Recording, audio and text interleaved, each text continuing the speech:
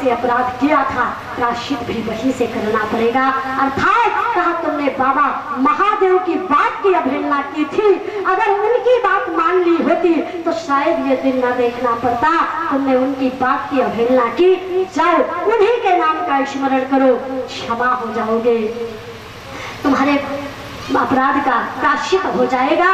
और वास्तव में भाइयों माताओं, मैंने उपक्रम किया था कि जीव अगर अपनी जिंदगी की डोर परमात्मा के चरणों में सौंप दे तो फिर चाहे जितनी उलझ जाए वो, लेकिन कभी उलझती दिखाई नहीं पड़ेगी, हमेशा परमात्मा उसे सुलझाता रहेगा। आज जैसे कि बाबा नारद जी के जीवन की उलझी हुई डोर को सुलझाकर उन्हें अपनाया है ठाकुर ने, और उनसे जो अपराध हुआ उस अपराध के प्रायश्चित का साधन भी बताया। जाओ उमानाथ का स्मरण करो, अपराध क्षमा हो जाएगा।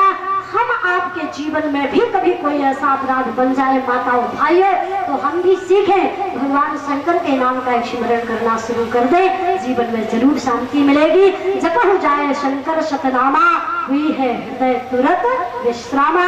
सब लोग बड़ी श्रद्धा से भगवान शंकर के नाम का स्मरण करें। सब बोले नमः शिवाय, नमः शिवाय, नमः शिवाय।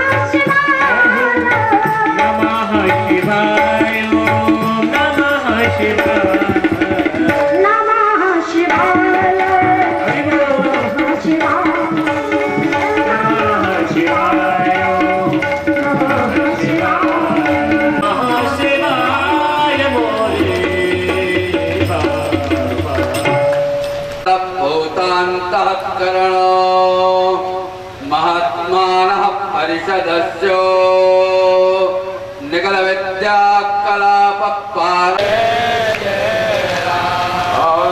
कौशल्या के प्यारे राम, कौशल्या के प्यारे राम, दशरथ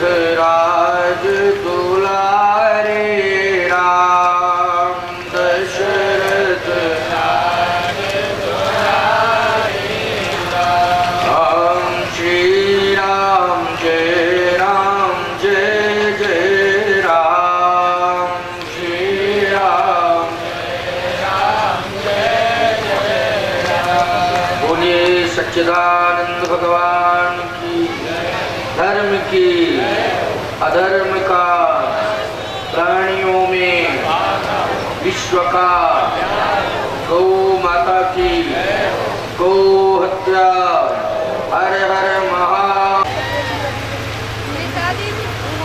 श्री नारद जी का प्रसंग समाज को प्रेरणा। माया दो प्रकार की है। एक माया वह है जो जीव का कल्याण करती है, एक माया वह है जो जीव का अकल्याण करती है। भगवान के बंधन में रहने वाली माया को आप मां के रूप में स्वीकार करें। किस रूप में स्वीकार करें? मां के रूप में।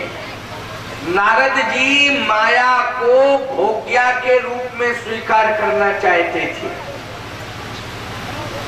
परंतु भगवान के बंधन में बंधने वाली माया पूज्या है। क्यों पूज्या है?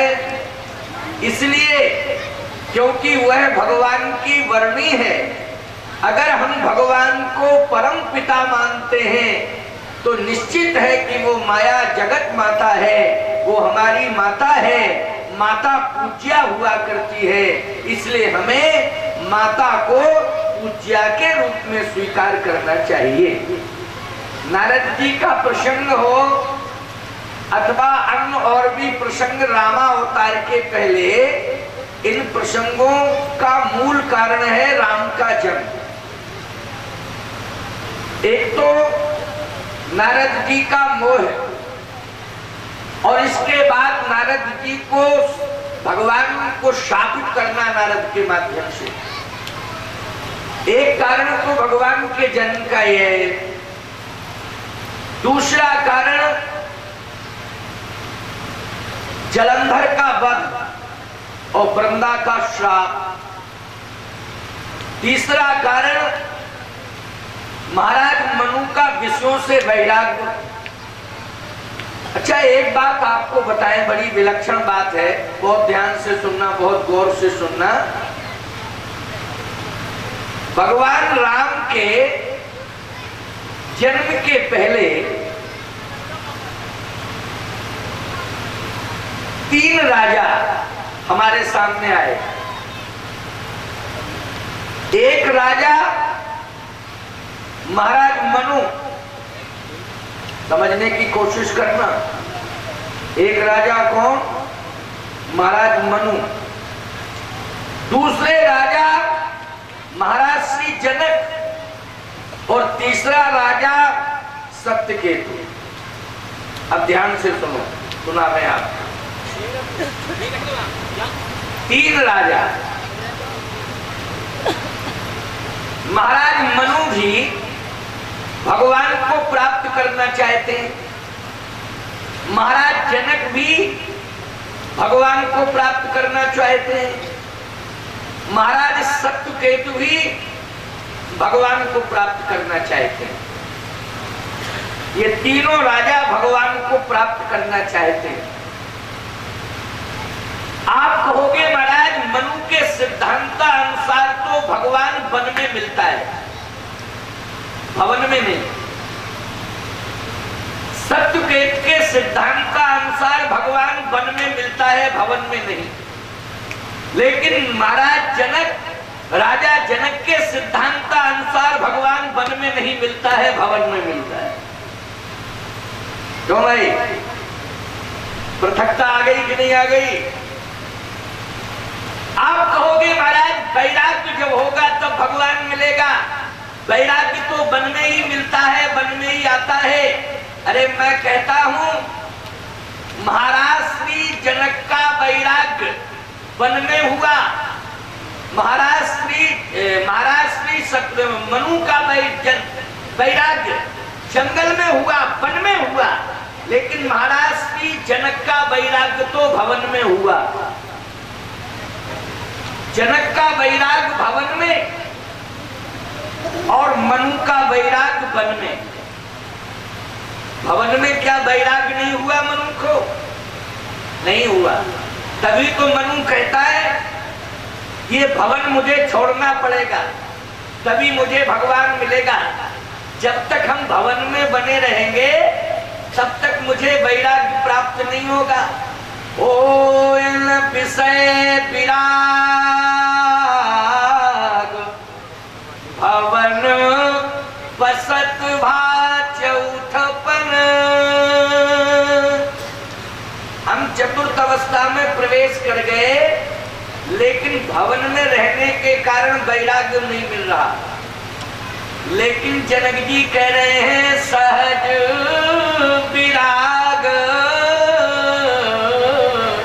रूप मन मोरा।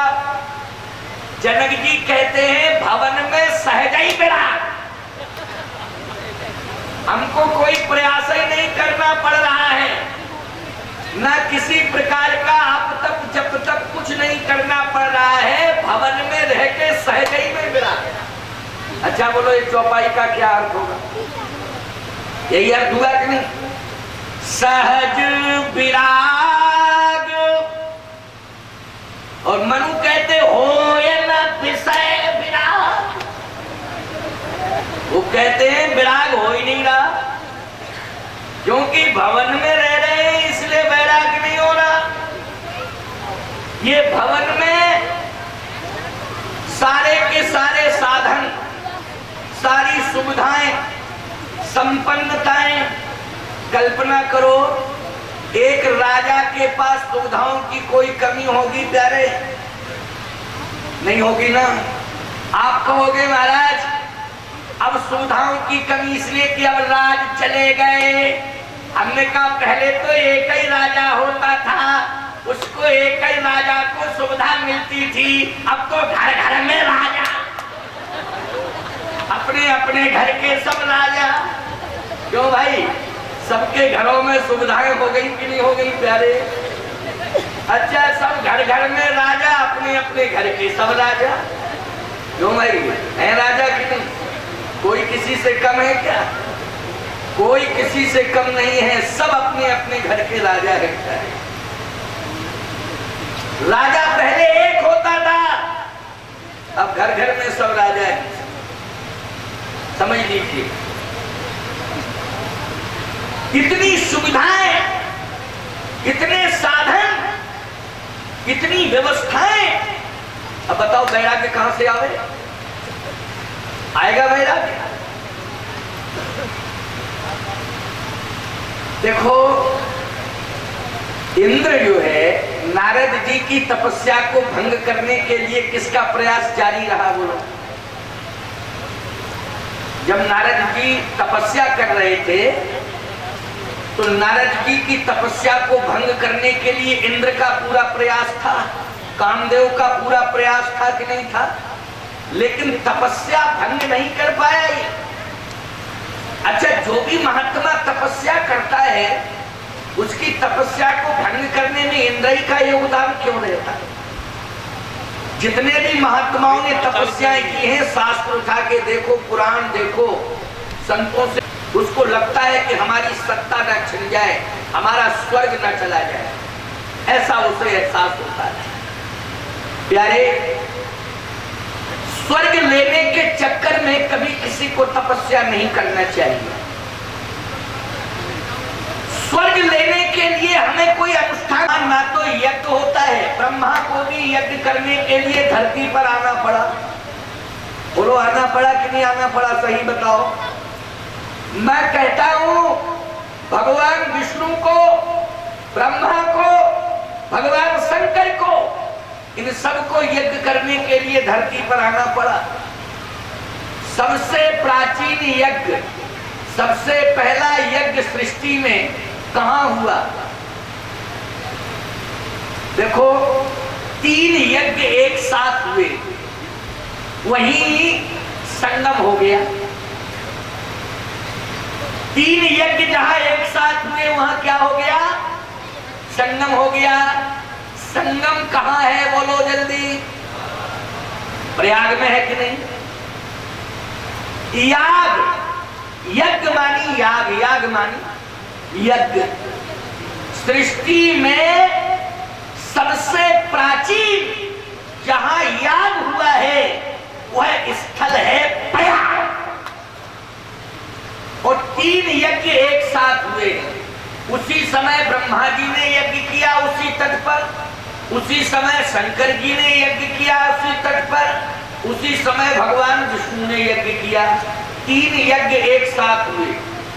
और आप जानते हो 3 नदियों का समागम एक साथ हुआ। कौन कौन 3 नदियां? गंगा, यमुना और सरस्वती। 3 यज्ञ एक साथ, 3 नदियों का मिलन एक साथ, और ब्रह्मा विष्णु महेश त्रिदेव के द्वारा यज्ञ एक साथ हुए। और प्रयाग कहाँ है? स्वर्ग में है कि मृत्युलोक में? बोलो जल्दी, है यही कि नहीं?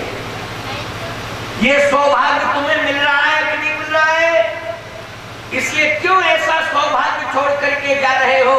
और यदि जाने का क्रम है तो मृत्यु लोक के बाद स्वर्ग की कामना मत करो।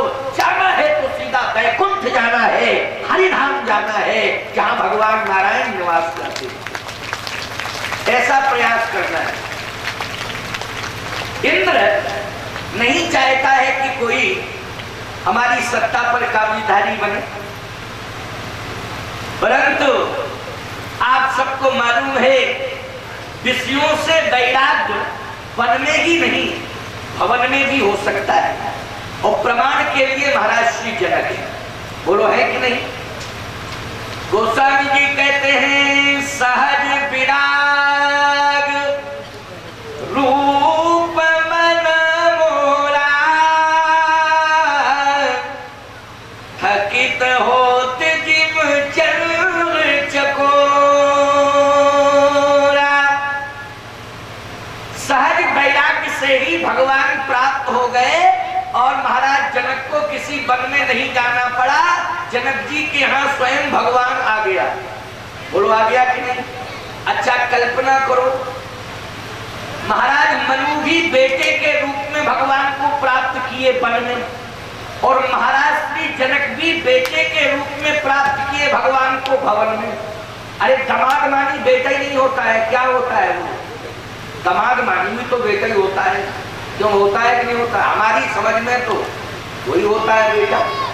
एक तो तुम्हारा बेटा और दूसरा बेटी का वर जो होगा वो भी तुम्हारा बेटा। दामाद भी बेटा होता है।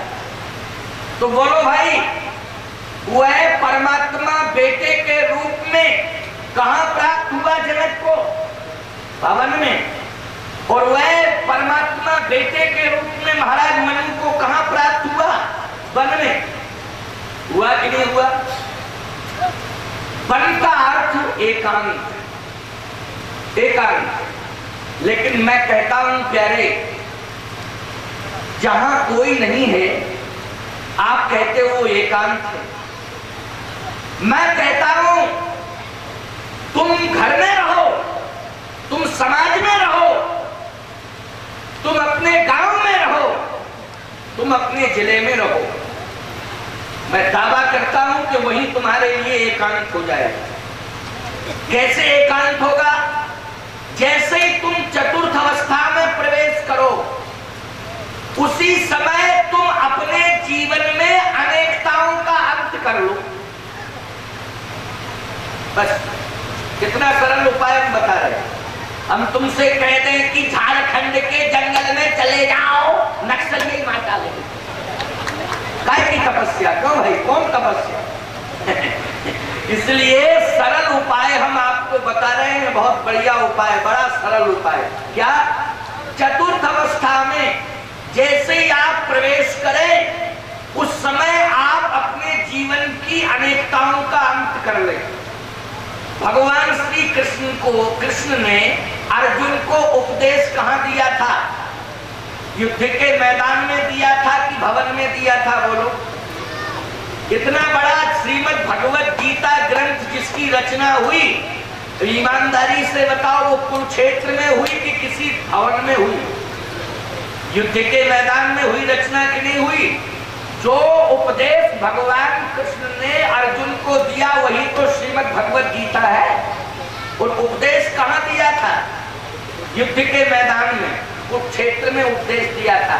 अर्जुन ने जिस समय हथियार डाल दिए, भगवान ने कहा अर्जुन धनुष बाण उठा लो।